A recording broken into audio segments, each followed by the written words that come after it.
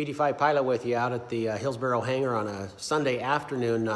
Out here again because I wanted to answer one of my fans' questions. Jess Anderson asked me on my YouTube channel about the avionics, so I thought I'd go over the avionics. I'd done a video earlier when I was designing the panel, but I haven't talked about it in a long time, so I thought I might review what I'm putting into the aircraft and the reasons why I'm putting them in the aircraft.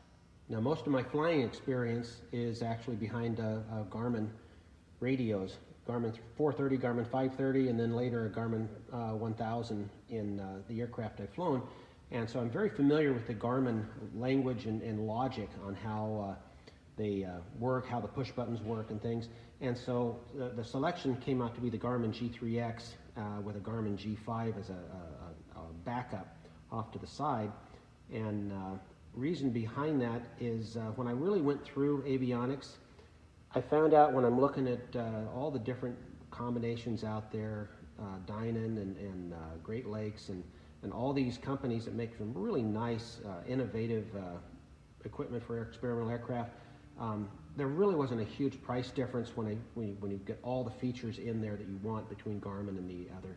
And I'm used to the Garmin, and I'm also used to Garmin having very good quality control. So I went with a full Garmin suite. So the G3X with all of the remote avionics. You can see from the size of the panel, there's just not enough room to really put a lot there. And yeah, you could put you know, a minimum VFR set of steam gauges in there and utilize an iPad Mini or something like that to give you some of the information. And while that would work, I tell you from using an iPad in aircraft and my instrument training, I don't trust an iPad. An iPad overheats. An iPad will fail right when you need it, and so I don't really trust the iPad. I've got the push-pulls here. The black one is for the choke. The red ones are for the fuel cutoff, right and left. And then the knobs here for turning are for the brightness. And one of them is going to be for the brightness of a red LED that lights up that little BD5 that's in the air cooling vents in the cowl itself. That's mostly for making it look cool on the ground, because I don't want those bright when I'm flying. And the other one is either going to be for like a little light for the side consoles there for the switches, or possibly for the brightness of the those console switches themselves. I might hook up those console switches, since they're lighted, to where when they're off they're a dim light, and when they're activated they're a bright light. All of my engine switches are off on the right side. So I've got a battery master, I've got an alternator, I've got my electronic ignition for right and left, and then I've got my starter. Try to get in there and see on there, and an avionics switch as well. On the other side, I've got switches for handling all the lights, and they're a two-way switch. So, you know, when I turn on my beacons, my beacon turns on. Then when I want to take off, I switch it over to strobes, and that runs the beacon and the strobes. Nav lights if I'm operating at night.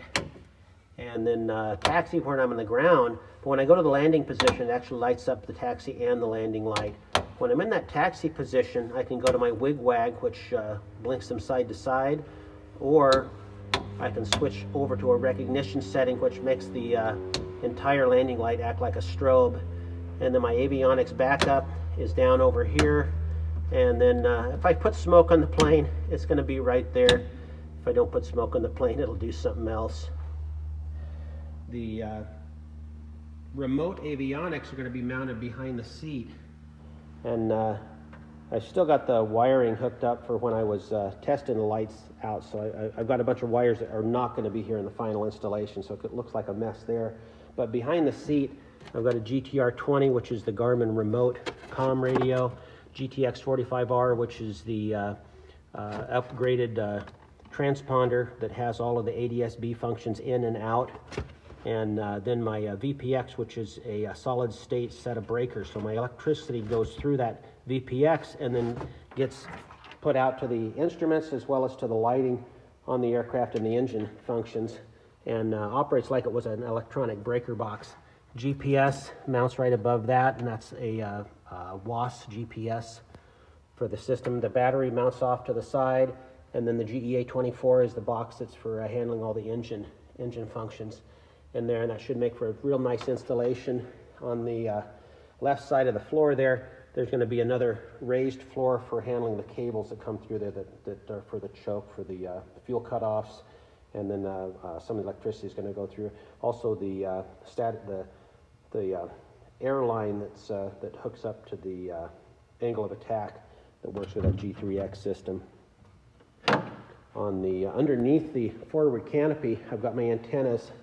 So my antenna for the GPS, the WASP GPS is the upper one, and then I've got a backup antenna that operate off either the G5 or the G3X and give me the redundancy that I need. Although I don't plan on flying any hard IFR with this plane. What I do wish Garmin offered, or somebody offered, was a remote nav radio, because as you can see, I just don't have any space here to stick even their real slim nav radio that Garmin makes that would tie into that G3X. There's no place to really put it. And if they did offer a remote solution, I would actually be able to have all the capability of a G1000. Right now it's really close. It's just missing the function of having a nav radio.